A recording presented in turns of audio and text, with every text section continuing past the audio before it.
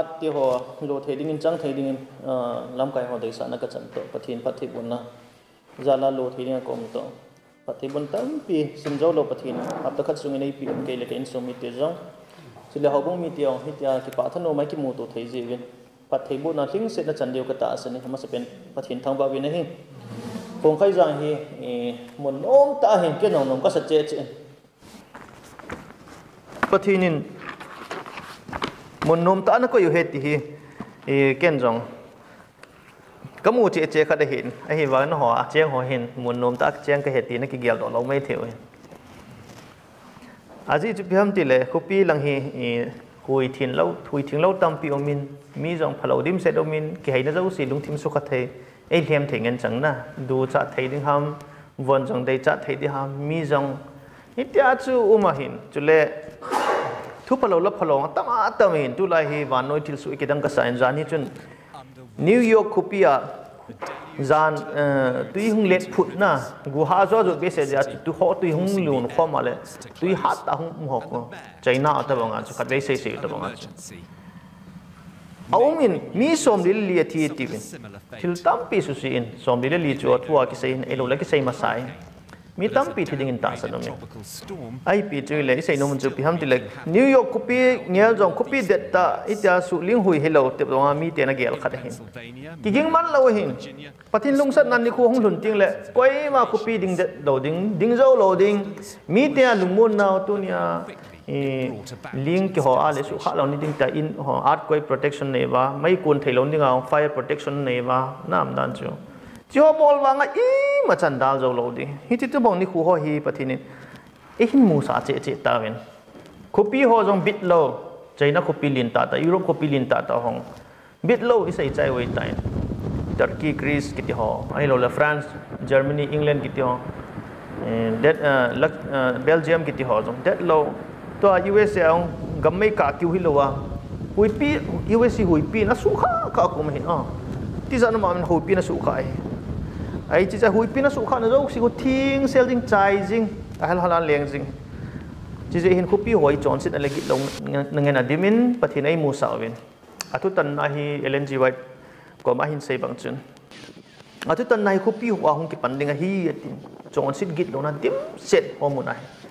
tu ni khuwa hi hon khu pi ayum lo hi wang phat dan pathin hoi na ngen chang mu thei bini zit ve khei tiong le ilung thim su si thei jong khat cham lo tu ni ai polang i vet jo si hi pathin tu ai lo pathin lang ai ngat sa thei ngen chang hi ni wang pha ma wi jing win newspaper hoi sim le thu singan chang hin kin WhatsApp ho jong hi phone ai ka vet lo tam tai aji chu pi ham te la mi kina na ngen mi ki tha na ngen thi na ngen ai lo kidel na ngen kitet na ngen nam le nam ki ka bui na ngen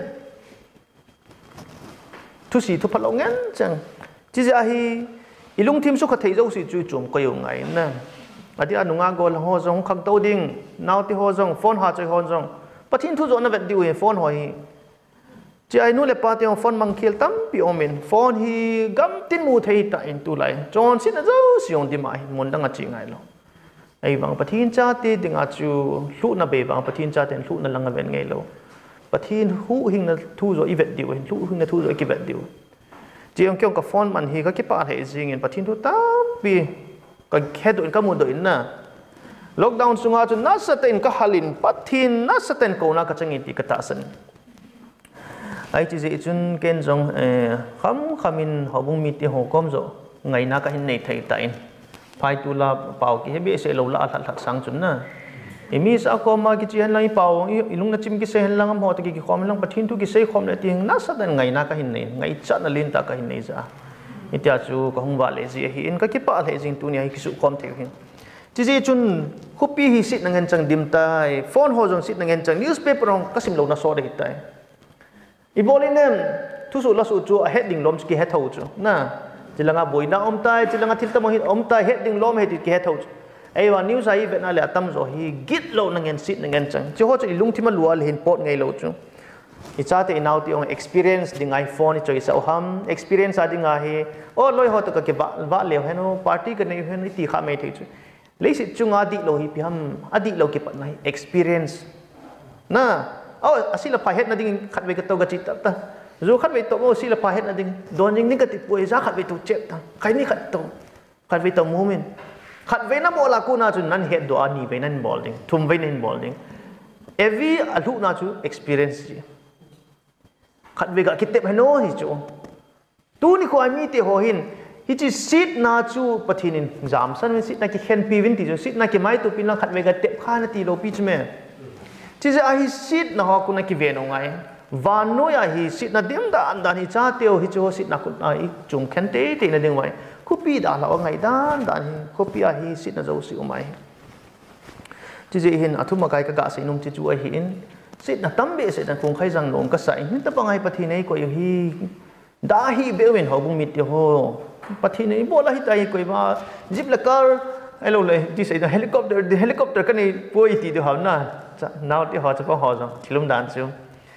ตัวนี้พัดมันนาวเนี่ยก็สอดหิวแต่งูหิวเดียวก็ตาสันนิษฐานจะปังเป่าไอ้มันโดดแต่ก็คิดพัดลำทีมินไอ้จงเลยกังตากันใจที่เขาไอ้เลยคงใครสั่งเขาแต่ว่าเห็นอันนั้นด่านเฮกิสินาดิ่งเราเห็นปะทินทูลังอินเวสติ้งเลยกิสินาดิ่งป่วยเลยสิลังทุยบันนาเลยกิสินาดิ่งไอ้เราเลยได้กิสานาดิ่งทำไม่เท่อ๋ออันเราเท่เราเห็นไอ้บางปะทินทุลังอินเวสติ้งเลยกิสินาดิ่งขัดจามเราตัวนี้กว่าเห็นAdventist หิวจังคิดดังก็ใส่คงเคยจังอินส่วนเจ้าเสีย Adventist หิวเอาสเตียงปฏิณบังจะมาไม่จุดเล่คนเจ้าเจ้าเสียติดทำอินส่วนเจ้าเสียปฏิณบังจะอินลุงกิตูแต่อินเขาดีตาน่าจะอุบินลุงเนี้ยเราอุบินเขาจะให้จังเลี้ยวจนจิตละเว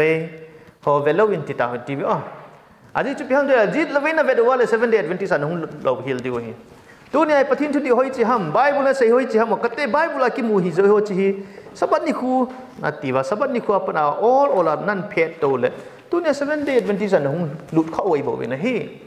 จีใจปะทินบ่อีเวดดิวินหอยปะทินบ่อีเวดเราเลยเกี่ยวกับจังหากะลุเทจังหา7 day Adventist ตมินนะน้องจงพร้อมจ้านะเฮเป็นลุงงูเนียวเทงจีใจตัวนี้ควายเขาบุ้งลำไก่ขัดเมลนะเวดว่าภาษาปะฮัมเกี่ยวกับฮัมไม่รู้คุณงานลำไก่หัวฮัมกิสุนปินะจ๊ะละ7 day Adventist นะเฮงเงยว่าเลยจุนนาดินลุงเราเดียว7 day Adventist ฮีลุงนาดิงอาจูจอห์นบุ้งสมเลียเสียวเกี่ยมาทุลำปีทุดีเล่ I am the truth the way and life หินนาจูกะฮิมเกี่ยมาบ่ลำปีกะเหตุป้าจูอามาบ่อีเวดเราเลยอิตินามาจงอิลุเตเดียวอาจจะจุดพิฮัมดิเลตัวนี้ควาลำไก่ขัดจุกิเสร็จทุกทีไบเบิลในฮิโลจุดพิฮัมดิเลนี่นุ่งเล่ลำไก่ตั้มปีอินมีที่หัวปุยฮิลดิ้งกิตินไลลำไก่อีเวดเงี้ยเลยปุยฮิลล่างจีไม่เที่ยวอีจีขาดเที่ยวไบเบิลอีเวดติ้งเลยวันกิเสร็จรู้เราดิวจีจนตัวนี้หอยไหลจงเลยจังขัดที่จงเลยเห็นขวดหอมจังขัดที่จงเลยลุงเนี้ยปุยทีวี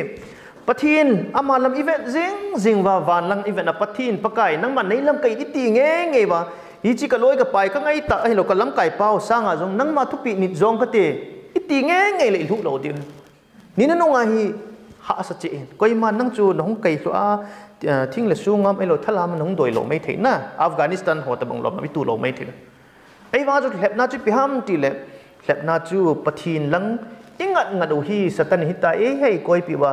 มีดังขัดห้ามไอ้เราสนัดตุ่มห้ามสุ่งมันตั้มห้ามกิสุนนั่นดังไอ้ปีขาเดียวนะอีจีเลยสินักกิสุนหัวจนอีที่นำมาเลยปุยเขียวเที่ยวเห็นจีจนตัวนี้ควาฮีเจสุลำเวจิงดิ่งอามาสเปนเองก็เห็นทีมโนมาวินนี่น้องกินทิ้งดิ่งอ่ะกิโกฮีเวทีทุบปีก็ใส่โนมินนี่น้องกินทิ้งดิ่งอ่ะ7 day Adventist ยงหิวฮีอาทุสิมด่านฮีไอ้โลเลยไอ้มามีมาแต่ฮีด่านฮีใส่เลยฮันจุ่มใจใส่ดูจุ่มอีเทสต์มันอยู่จุ่มจีไงน้องแต่สู้เก่งจีวานาปฏิณาเหตุสู้เก่งนี่คัดเลยอีพูนดิวจุดเล่เยซูคริสต์ตอนไอ้หุ่นปุยเจ้าติงเลยวันมุนเจ้าเสียกี่หอบอีวาเลติงเลยนะอีเทสติโมนีอีพูนจริงดิวจ้ะอีเทสติโมนีตัวเนี้ยปะทินอีตาสันนาอีกิตานาฮีอีแต่มุอมดันดีลงวันมุนเจ้าเสียปะทินไอ้หัวฮีหูหิงจ้าเตอากาโซน่าจังเตฮีจะอาจจะปะทินทิลซิมตั้งหอนจงอาเฮดนุ่มว่าไอ้หัวหินอีเทสติโมนีพูนดิวนั่นไรจ้ะจะเทสติโมนีขัดจามังดิเราฮีจะ7 day Adventist day di hi iti hung kipat ham di le Bible la sa khat hi tu nya chi neu chhat ka sei nomin ho bu mi ti ho a he jong min tin a hi jong le hello jong khan tin ipui pa teo David te ho loi chu an chon si ji cha na ai wa pathin lung hlei dai ki chu ki si loi chel David chu ti danai ta ngol sami chon si ti me the chu ai lo le Job jong chu ti dana ka la le lukki ku tabong na ai lo Abraham jong chu ti dana patinin sarat aku nan chapa pi ding ti chu nga zo lowan na asu no ki puiham ti mai theng na thilom dan chu chita banga chu bible la ki sun ma sa ho hi athu sim sim tiung le I pa chat naw jong tama tam akala le I oi mo naw jong ji chu hi lo ham le na iti dan pathini banga ki thu piau piwa amoin pathin tu hi ata sanji lo le ki sa chu ham ti mai theng ai wang tu ni kuai 7 day Adventist day bible la itu simu ki sun sa hi tu ni ai bol di pi ham bible la itu simu ki sun sa chu ai hon hi chulai tu sim ki sui sa chu chulai a chon ding hin ding ding am ho chu ni nu nga ami thing te he ati chu amo dan ta bong chada chu pu ngai ta adi chu itu simu ki sun sa itu simu ki sun na hi hoi jaw num hi wale hi chulai bible to ki sei to ki tu chana hi chon ding te ni nu nga thu pi ni na ama het tu sa na nei te Jesus Christa testimony het tu sa na nei te ki ti hola chu I jaw lo ding ai wanga hi chi to ki tu chana I chon wale chen chi mi thom cha Jesus Christa hung ting ki mai tu ding hot na chi hola chu I jaw ding aji chu bi ham ti le I say no mo chu 7 day Adventist hung do dan hi bible ki sun sa hi ki dang ta nge je ne koi dan sei ma sat piram ti le Daniel khanga chu pathinin Daniel kumsang ni le thum zo le hawin hi ka su thing ding tian sei pi chona Daniel hen pathin pi hi do lungdong ta chu ai le anh all cha cha anh het thim ta chu ne pat chu ti tau ti kumsang ni le thum chu iti don hi de ham te le Daniel bung get chang som le lia khu kumsang ni le thum het kha su ke di ya na ai le abana chu Daniel ki chaina ku bung som le nia ku pi se yam bung som le ni na chang I za tang chang li le chang ko aku Daniel chun pathin ka ma ban thil kom pathin ipi thu ham chi ni nu nga thil su he ke thim thei hi ne hil chin pin ti chu ale pathin pi sem pathin la gau ting chun Daniel lekha bu chu khubin na lekha bu chu khubo hi ti ni nu nga de ki koi bo we nang he thim pu na ti ti chu ni nu ting le wang chun chi da hung pung ding chi na hung pung tul ding mi ten hi chi lekha bu a chu ai he thei ding ai wa he thei ding lai la a chu koi ham ai thei mong ding chi na hung pung wa chu ai thei ding ho chu pathin ging ho bon he thei deu na pathin ging lo ho he thei lo ding tin lai chu chi lai chu lekha bu chu koi ma anung don ta lo chu Daniel lekha bu chu iti ko ma ki sunam tele BC jangale somli velna jangale som thum le get vela ki sunai tu ai kumsani le jaga ma sanga ki sun ta chu tu ni kwai sim pana ai le chi lekha bu chu koi man don ta lo chu ai le John ko mai pathin wan ti long ki la ki na John wan til gawa mo sa chu van til khat chu namasa ki tung chu ven ding chu akeng lang khan ajit langa tui pi chu na avei langa hi leisi ra chu na akuna hi lekhabu khat aki phong sa na revelation bung so ma ko abula pane simle chi chu ven ati chu ama hin hu hin na thu sei chu bible ai keng to tuya ai lo tui pi ki ti phat le hin mi chen na mi na na lei ki ti phat le hin mi lo na hi chu vanoi pumpi he mi na le mi lo na hi chi vanoi pumpi adang gospel ni nung ki sei ding chu vet sa hi chu ma chu na phu ni chu revelation bung so mai ale pititam ti le ama hi sei van til pa hin John chi nang lekha bu chu ga chi nang gan chi lekha bu ki phong chu ganne na ti chu ganne na ne ting le na kama hlum sel ding ai wang an oi sungai he khading num lo ding hi noi bia hi mo se su ding he ti chu num lo hil ding khat ai le John no chu ga chia akwa ma chu lekha bu ga thum ta chu lekha bu ga thuma ani eta chu lekha bu chu ni hin pin ti ani chu ani la kam chu hlum kezing akam chu hlum kezing ai wanga chu oi lang chung ki su thim lo ta chu piti tam na chi ki ka la chu chila thu sim chu cha chun ngau ti I say nung ju piham tele lekha bu ki phong sa ki ti chu chilai revelation bung so ma hi chu ai le ki phong sa chu tu a hi ipi de ham ti ki gyal do lo chu ai le chilai chan chun koi ti vin ai le 7 day Adventist movement hung ki pat chu Millerite movement ki ti chu sang khat jaget som thum vela na som ni som thum vela all along ki pan som sang khat jaget som li le lia hi 1844 ra hi Jesus Christ hung dik tai ti ba ta sanwa Bible akun ana Daniel bung akun achu anga khil phat amitam pi thadai de thasiu ta chu ka loi peng loi min amu si du min biha to nan nei udim septa amo loi chu pi gel ta wem pakai ma lo hin te ta mi tam pe pathin ta san lo loi jong na ai lo a ho bung lu ya ki le loi ai lo le abang kim khani pathin tha do ite pathin om mo mong chu le heaven ipiti hin tem ati chu joy mi lung di ta ti ho chu adi cho mon thil dang ja pathin a ho bu hi lo na pathin anung ji mo mong da ho phat wa chu chinia pathin jesu krista hung ding ta san wa hung lo chu piti tam ti le ka pathin iti dana hung lo ham nong lo ham ipi ham ka het u hi ka ki pa naw la ki pa na di ta hi in ai wa na di ku thing nei het so hi la ong lung ta pot ipiti hin tem ati lai ta wa he hichilai la lam kai ho ka hairam na hairam ki tipa chu gawa hung ki musa chu ama hi kilamun tu awale le na wa chu gawa hung ki musa ipitam te jesu krista mun thinga pat a mun thing chung nung lu chu na cha cha moin mun thing chung nunga jesu krista lu ta ho ti chu ho bu kun het u chu la na ho bu sunga khu mun thing ma asung dan ku mun thing chung nung ki ti chu mun thinga ku ni tina ki leina ma mun thing chung nunga chu dan sung nunga hi mun thing le mun thing chung nung ki ka cha pun da lin ta cho jesu krista thia ki bot ki pian chu na mun thing chung nunga chu kum khat ai khat ve bo thim pu lut thei chu kom khat khat ve bo lut thei hi chiwa mun thing chung nunga chu alut dai ta hairam hin gawan mu ta cho pet pe nai ai le chiwa ko na chu amo in 7 day adventist hui nei wa hin ai lo chu amo hin ta san cha te chun tha ge lu ti ve pathin thu i to kit he ti ha ta ado wa pathin ko ma ta wa le chi mun thing chung nunga jesu krista thim puna to ato chu aga anung vet kit wal hin pititam tile hebrew lekha bo hin sim hasim ta bin na old testament leviticus so hasim bin hile chewa kun chun jesu krista mun thing chung nunga lu hi tai kum sang ni le za thum zawa jesu krista alu namun chu mun thing chung nunga hi ti an mo do ta chu chewa chu kuna chu pititam tila moin jesu krista hi mun thing chung nunga hi to hi thim ku chung nung na to hi khat vei bo alu da hung po do ding ka hi galut hi chiwa hi jesu krista hung po do wang vei ding hi tai phat hi kino hi tai ti zo an mu theu ta chu chiwa ku na chu hin sim wal hin john revelation bung so ma john ko ma ki sei ma chu john chi chun lekha bu chu ne in lang na ne nakama thum ding na oya khading ati pen chu na mun thing chung nunga jesu krista na to pom num lo tam pi umin na 7 day adventist sunga jong chi hobu tu sei tu sap ho hi a hello tam pi um na lai win so pi te ho chi ha sei de ngai in kho khai jang ke ne hot ga sei no ma hin chule I ho 7 day adventist lo hobung dang tam pi ta hon jesu krista mun thinga na to nge ti a het ong het pha lo amoin ha tawai tawa bible ha sima thilpha ha bolai bol vale hu hing nai chan dewi tai ti jing wen na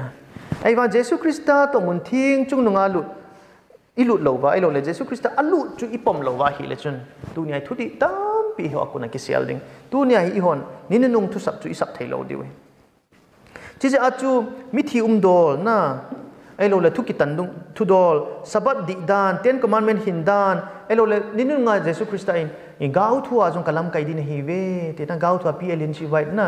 thil su ro ke da ki dang thein hi chi tu hi khat chai pom thei lo di mun thing chung nung hung ki phong do thu di tam pi hung ki het sa ho chu jesu krista to mun thing chung nung ai lut lo le cho I het thei lo di I mat thei lo di wei ta chi je chen tu ni khuwa hi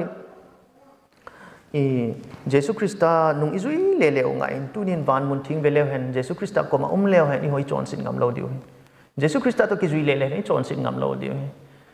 pastor kan example a pin hoi ka sama main ho police ho to pet wa pastor break chona hi le kilometer na ka ngai khai police to ho to pet wa le gu chat ngam diu ham ti cha police sa de kilon le pe koi gu cha ngam di ham na nal ka sama ma jing chapang ni ho na nu le pa ta num khom pe pe ha thil kilo na bol ngam di me na bol ngam lo di chu ei jong chi ta bang chu ki hin chi za chu ipa pathin chu ngam chenga hi chu ho sang alin zo hin ama to ikilon jing wala iti chon sit ngam diu ham ti chu tu ni hin LNG vai thil sut khat dong kasim do be numin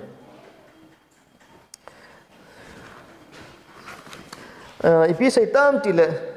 LNG vai hin 3 angels message is sai phat hin chi jang ke sai diu he ti akoi koyang sai ngai poina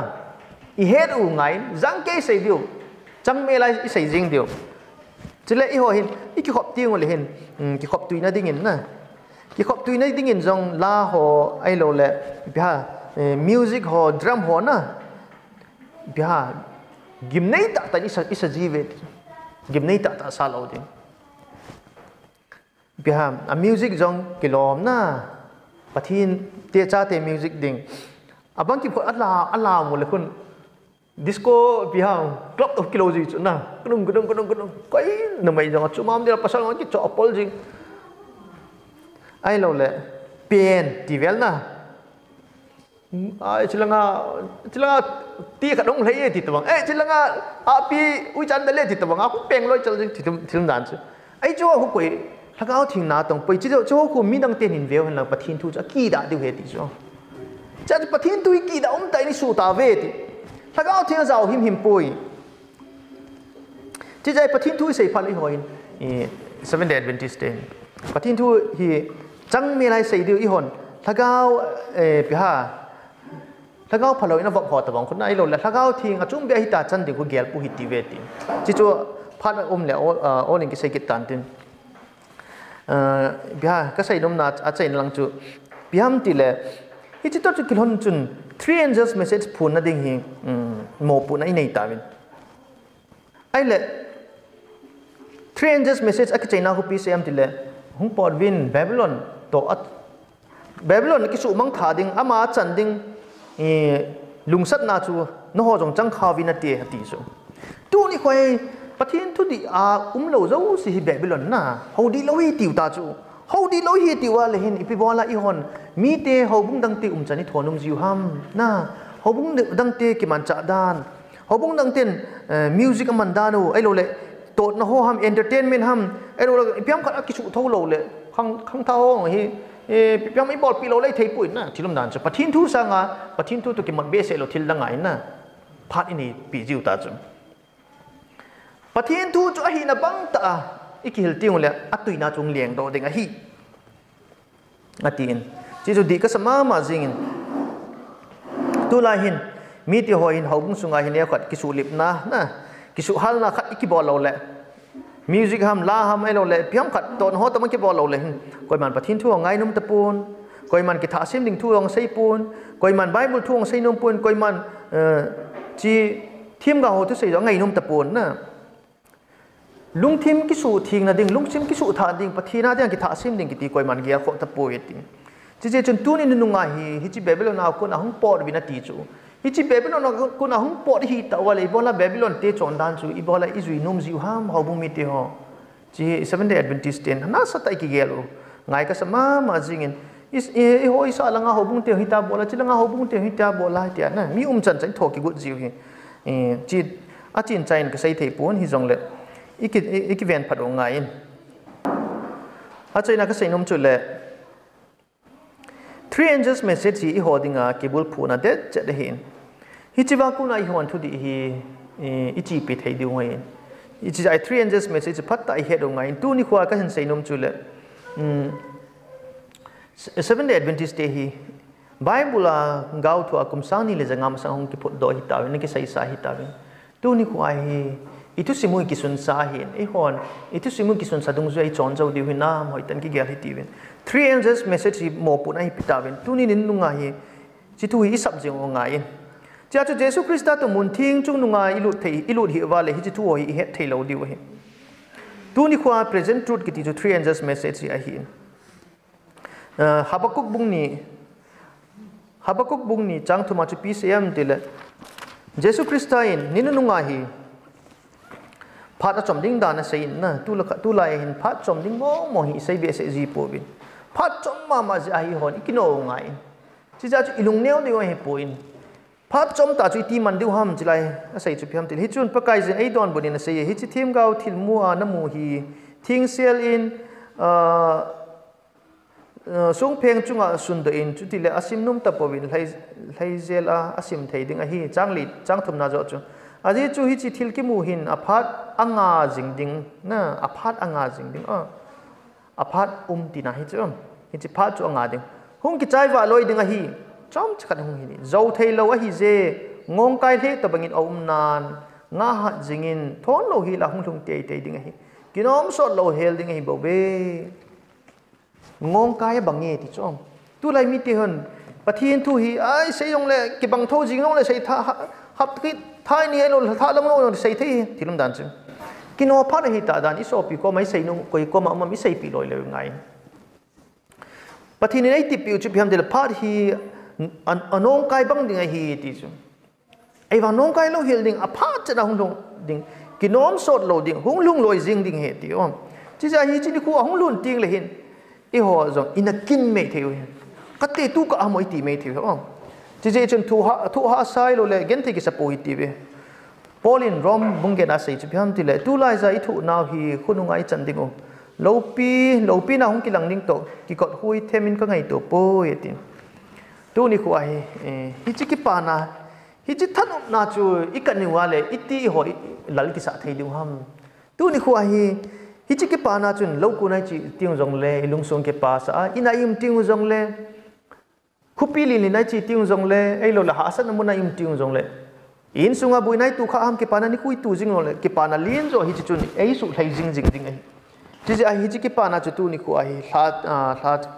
ลาโลเฮลติดฮัมนะตู้จ่าจิงไอ้เนี่ยบ้างอิโมปุนาวานน้อยกินทิ้งไอ้ที่เก่านาฮิสุบริเต้ดิ่งเป็นเขาเป็นมีที่เขาก็เห็นทีมโนมินพระจูฮิจันจุดงาพอฮิตีเป็นปะทินพระสัตว์เลยอินทามุเลกิดที่ว่ากิสคอมซีฮิตีเป็นตัวนี้ดิ่งฮิจันจุอินที่ปะทินบอลสกิน